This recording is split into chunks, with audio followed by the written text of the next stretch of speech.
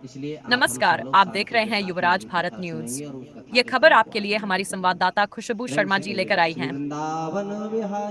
अमृतसर में श्रीमद् भागवत कथा के छठे दिन विधायक कुंवर विजय प्रताप ने भरी हाजिरी हुआ कृष्ण विवाह आयोजन अमृतसर के बाबादी पसिनहजी park B block Ranjit avenue में। महाजन सभा के प्रधान गुलशन कुमार जी एवं सभी सदस्यों की ओर से करवाई जा रही श्रीमद् भागवत कथा का आज छठा दिन श्रद्धा और भक्ति भाव के साथ संपन्न हुआ। इस अवसर पर विधायक विजय प्रताप ने कथास्थल पर पहुंचकर हाजिरी लगाई और प्रभु का आशीर्वाद प्राप्त किया।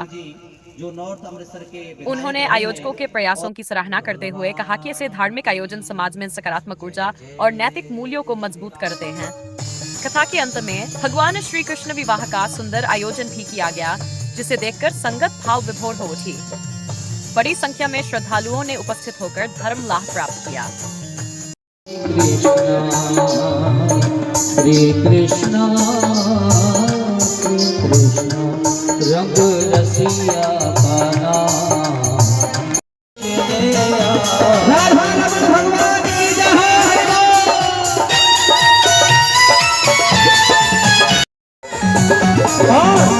राधा पहनन लगी श्याम पहनाने लगे, राधा पहनन लगी श्याम पहनाने लगे। सभी देखिए शांति का दान दें, क्योंकि भगवान की शादी है। पहले बरमाला होगी। मंगलम पुंडरीकाक्ष मंगलाय स्तनो हरि। बोलो रुक्मणी नंदन भगवान की जय हो। ताली बजा करके एक बार बोलो कृष्ण कन्हैया लाल की जय हो। जय हो। अब आपको कैसे झांकी का दर्शन होगा? सब तो खड़े हो गए हो, पीछे तो हट ही नहीं रहे हो बिल्कुल। आदि की शादी है, श्याम की शादी है, तेरे भगवान की शादी है, श्याम की शादी है, तेरे भगवान की शादी है, आज मेरी श्याम की शादी है।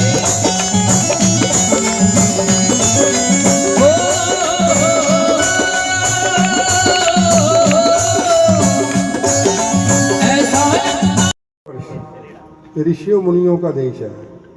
सभी तेरे रूप अनेक तू एक ही है, ओ तेरे नाम है जब तक वो खुश होकर के बनाता है। और अगर जबरदस्ती कहीं भोजन कोई व्यक्ति बनाए और उसको आप इस मधुर संध्या में इस समागम में उपस्थित सभी माताओं बहनों का हार्दिक अभिनंदन। व्यासपीठ पर विराजमान आचार्य बाल कृष्ण जी महाराज के सानिध्य में हम इस कथा का आनंद ले रहे हैं। भगवान हमारे महाराज जी को अधिक से अधिक भक्ति और शक्ति प्रदान करें, ताकि इसी तरीके से हम सबका मार्गदर्शन होता रहे। जो कथा का आप श्रवण कर रहे हैं, भगवान की आपके ऊपर असीम कृपा है। कलयुग में एक साथ बैठ करके कथा का आनंद लेना, सत्संग का आनंद लेना बहुत बड़ी बात होती है।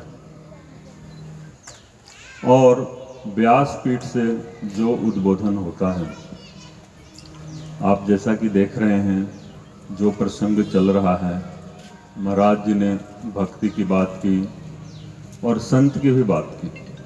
दोनों बातें हो गई। और संत और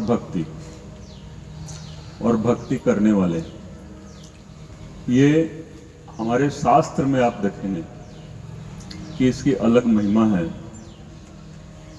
भगवान रामचंद्र जी ने भी कहा है, प्रथम भक्ति संतन कर संगा, दोसर रति मम कथा प्रसंगा। तो हमारे महाराज जी संत स्वरूप में विराजमान हैं। और दूसरा, जहाँ भक्ति है, भगवान का अगर गुणगान होता है और आप श्रवण कर रहे हैं, तो आप समझिए कि कलयुग में हमारा हर तरीके से, एक तरीके से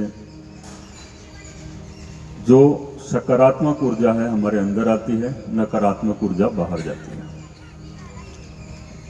और जो भगवान कृष्ण जी की लीला है, और जो हमारे भगवान कृष्ण जी ने संदेश दिए हैं, गीता के संदेश, उसमें कर्म ही कर्म, हमें अपना कर्म करना है और फल की चिंता नहीं करनी।